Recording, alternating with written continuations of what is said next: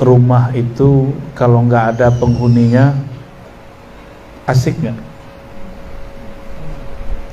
Rumah bangunannya bagus tapi kalau nggak ada ornamennya, nggak ada macam-macamnya, menarik nggak? Nggak menarik. Tanah subur tapi tidak ada pohonnya, asik nggak? Nggak asik. Maka kata Nabi Muhammad sallallahu alaihi wasallam, nawwiru buyutakum bis salati wa tilawatil Quran. Hadisnya biasa, tapi kok yang ngamalin jarang sekali. Semoga rumah ini termasuk yang mengamalkannya. Nawwiru, hendaklah kalian cahayai, hidupkan cahaya di rumahmu. Nah, apa bahan bakar cahayanya? Bis salati wa tilawatil Quran, dengan salat dan tilawah Quran. Tilawah Quran dalam bahasa Al-Quran bukan hanya membaca, tapi juga mengkaji. Maka di dalam surah Al-Baqarah disebutkan, mereka itulah yang membaca Quran haqqa tilawati. Berarti ada orang yang baca Quran tidak serius, ada yang haqqa tilawati, yang betul-betul serius membacanya. Saya alhamdulillah dengan izin Allah, hamba Al-Faqir Ar-Razi Hashim ini, setiap kali baca satu ayat Allah berikan makna yang berbeda dengan makna-makna sebelumnya. Ya, jadi Allah Ta'ala apabila menurunkan kalamnya, maka dalam kalam itu ada makna-makna. Makna itu ada pada kalimat. Kalimat itu nanti terdiri dari kata-kata, kata-kata terdiri dari huruf-huruf. Oleh karenanya sebuah renungan buat kita, setelah Al-Fatihah ada satu ayat yang hanya menyebutkan huruf alif, lam, mim. Mungkinkah Allah menurunkan ayat tapi tidak ada makna? Mungkin nggak? Mungkinkah ada huruf yang sia-sia diturunkan di kitab suci? Maka nggak mungkin ayat ini hanya Allah yang tahu. Oleh karenanya kami kemudian meneliti, apakah benar hanya Allah yang tahu? Ternyata tidak. Di kitab tafsir, tafsir yang paling standar itu tafsir Ibnu Katsir. Di tafsir Ibnu Katsir ini murid Ibnu Taimiyah. Kata Bang Bembeng, Imam Selfie, Imam Salafi. Tapi Ibnu Katsir dia akidahnya Ahlus Sunnah Asy'ariyah, berlainan dengan Ibnu Taimiyah. Dan beliau bermazhab Syafi'i, sedangkan Ibnu Taimiyah dulunya Hanbali, lalu seakan membuat mazhab sendiri, mazhab yang tidak ada namanya, tapi belakangan kita sebut Salafi. Dalam keilmuan Islam it's okay, tidak masalah. Cuma mungkin ada beberapa orang yang mempermasalahkan. Dalam sejarah kita boleh berdebat, tapi dalam keilmuan ya silakan pertahankan. Kalau kita mau buat mazhab sendiri juga boleh, cuma mampu nggak mempertahankannya.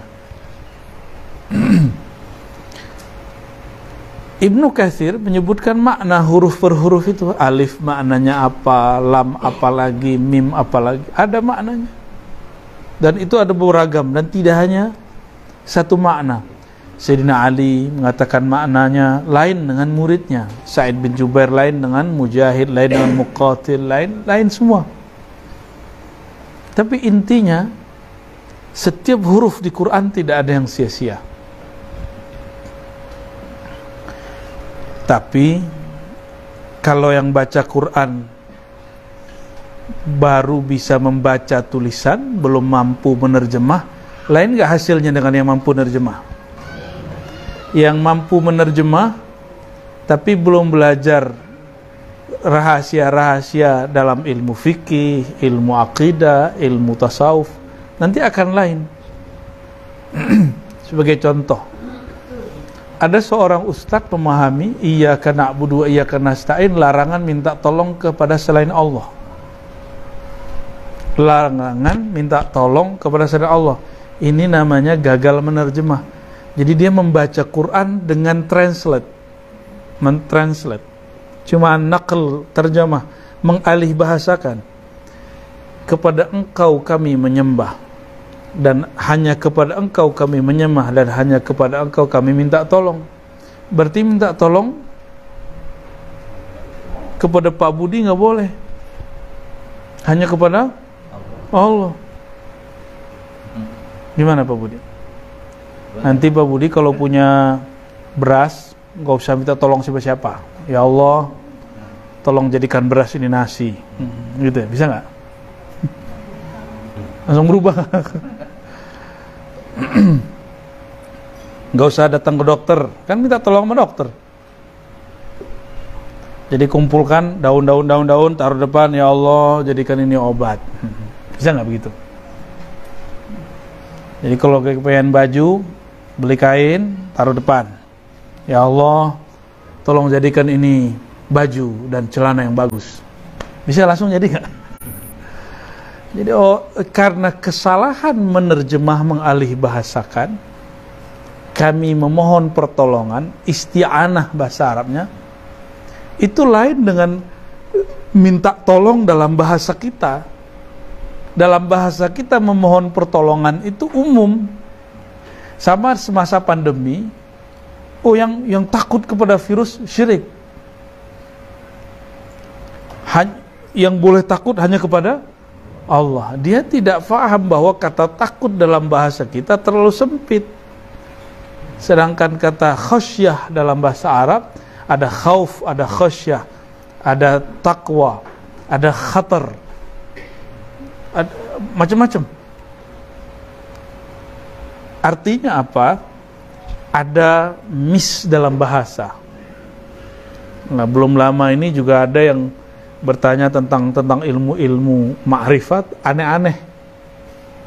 Pas kita cek dengan kitab aslinya, kesalahannya pada bahasa. Ya.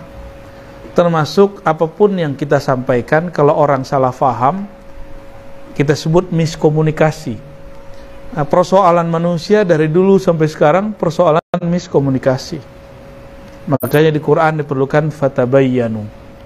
Jadi bekal orang untuk bisa berkomunikasi dengan baik, membangun masyarakat dengan baik, yang disebut masyarakat madani, itu ruhnya ada dalam surat Al-Hujurat. Ya, katanya negeri kita ini mau dijadiin negeri madani. Itu ruhnya surat Al-Hujurat. Di situ semuanya akhlak. Akhlak kepada nabi, ulama, akhlak menerima berita, dan lain sebagainya.